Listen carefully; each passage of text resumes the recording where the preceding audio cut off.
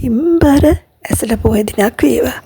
ඉතින් අද වගේ දවසක තමා වස් වැසීම ආරම්භ කරන්නේ. ඉතින් අයං වස්සානං කාලෝ කියන්නේ මේ වස්සාන කාලයයි කියන එක. ඉතින් වස් වැසීම ආරම්භ වෙන්නේ අද වගේ දවසක. ඒ කියන්නේ ඇසළ මහා පුන් පොයදා ඉඳලා. ඉතින් අපි දන්නවා අපේ මේ ගර්භකලාපීය රටවල විශේෂයෙන්ම ඍතු තියෙනවා. ඒ ඍතු තමයි හේමන්ත ඍතුව, වස්සාන ඍතුව සහ ගිම්හාන ඍතුව.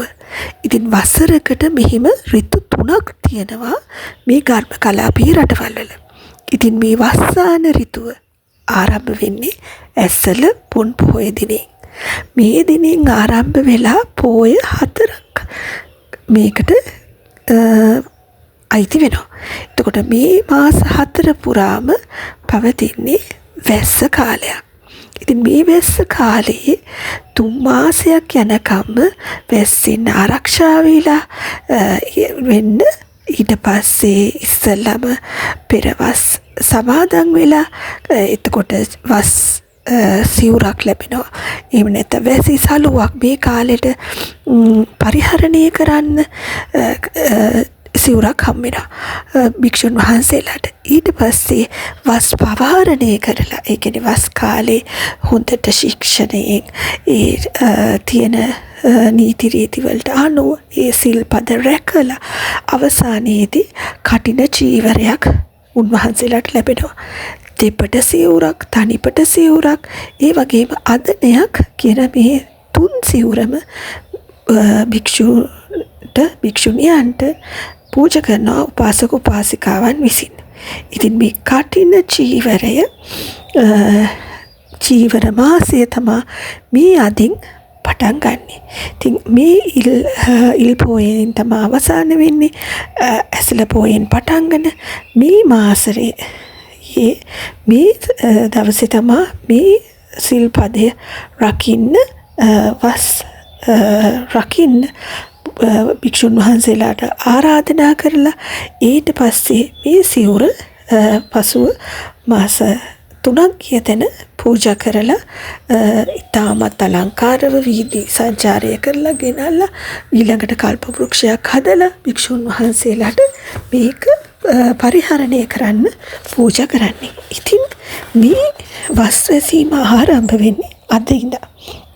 ඉතින් වාර්ෂිකව පවත්වන මේ කටින දානය නැත්නම් කටින චීවර පූජාව අපිට උතුම් උසස් පින්කමක් වෙනවා. ඒතකොට මේ පින්කම, ඒ කියන්නේ අපි ගත්තොත් භික්ෂුණීන්ට ලබා දෙන ශ්‍රේෂ්ඨතම චීවර දානය තමයි මේක.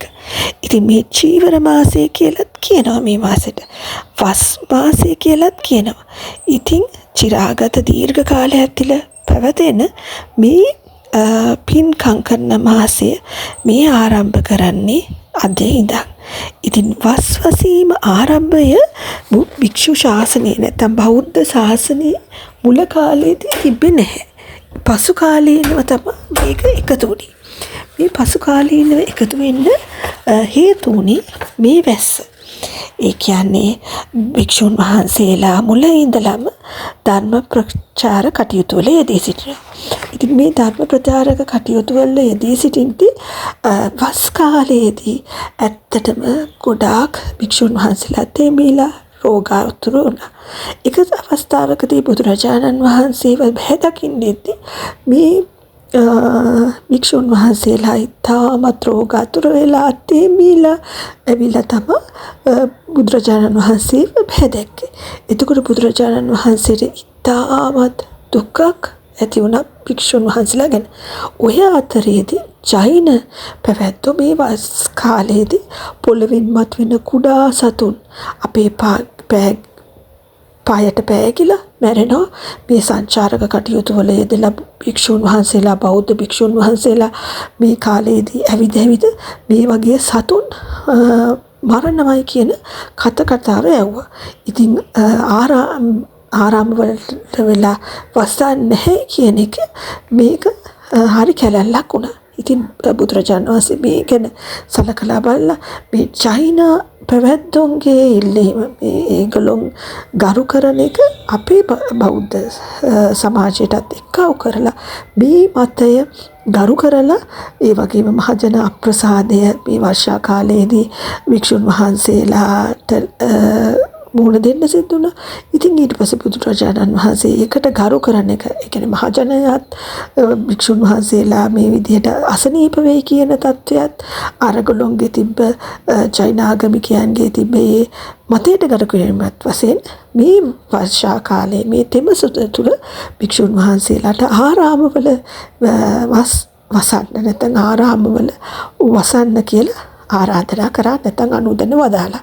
ඒ කාලය තුල භික්ෂුන් වහන්සේලාට බණ භාවනා කරලා ධර්මයේ ගුණ තමන්ගේ තුල වර්ධනය කරගන්න පුළුවන්.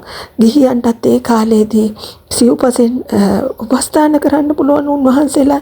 ඊට පස්සේ බණ අහන්න පුළුවන් සුඛී ගුණ ධර්ම සහ ධර්මයේ වර්ධනය කරන්නත් භික්ෂු භික්ෂුණී උපාසක උපාසිකා කියන සිව්වනක් පිරිසට පුළුවන් කියලා බුදුරජාණන් වහන්සේ පෙන්වා වදාලා. ඊට පස්සේ බුදුරජාණන් වහන්සේ මේ වස් කාලේ ගිහියන්ට භික්ෂුන් වහන්සේලා ධර්මයේ දෙසිය යුතුයි, භාවනා බණ භාවනා පුරුදු කරගෙන ඒ වගේම ගිහියනොත් භික්ෂුන් වහන්සේලාට සිව්පසෙන් දිනපතාම සංග්‍රහ කළ යුතුයි. අඩුපාඩු හොයලා බලලා ඒවා සම්පූර්ණ කරන්න ඕනේ. ඊළඟට ගිහියන්ගේ දැනුම වර්ධනය කරලා දහම් දේශනා කරලා ඒකට අනුග්‍රහය දැක්විය යුතුයි කියලා දේශනා කළා. ඉතින් මේ වස් කාලයේදී ගිහි පැවිදි සම්බන්ධතාවය තාමත් දියුණු වෙනවා. මේකේ අවසානයේ සිදු වෙන්නේ කටින චීවර පූජාව. මේ කටින චීවර පූජා උත්සවය 2500ක් අවුරුදු තරම් අඛණ්ඩව පැවති උත්සවයක්. මේ වස් කාලයේදී සිදු වෙන්නේ ගොඩක් වෙලාවට ආගම භක්තියෙන් උදම් වෙන කාලයක්. මේකේ චීවර පූජාවේදී ඇත්තට මේ කාලේදී පින් වඩා ගන්න කාටත් උදව් වෙනවා. දිනපතා දානේ පූජා කරනවා. ඒ වගේම වස්තු මාසයේ 4 පොහොයවල ධර්ම දේශනා කරනවා. අවසානයේදී කටින චීවරය පූජා කරලා තෙමසකින් පස්සේ සර්ව රාත්‍රික පිරිසජ්ජායනා කරනවා සමහරත් තැන්වල. ඒ කරලා ඉතාමත් අලංකාරව කටින චීවරයක් සකස් කරලා ඒ වස්වැසු භික්ෂුවට පිරිනැමීමක් පූජා කිරීමක් සිදු වෙනවා. ඒ වගේම කටිනානුසංස දේශනාවෙන් තමයි මේ කටින පූජාව අවසන් වෙන්නේ. ඉතින් මේ අයං වස්සානං කාලය, මේ කාලයේදී ඔබ ඔබේ පින් වඩා ගන්න, දැනුම ධර්ම ඥානෙ වඩා ගන්න පුළුවන් කාලයක්. මේ කාලයක් ඔබට උදා වේවායි කියලා පතමින් මම අද ඔබෙන් සමුගන්නවා. එහෙනම් පින්බර ඇසල පොහොය දිනක් උදා වේවා කියලා පතනවා.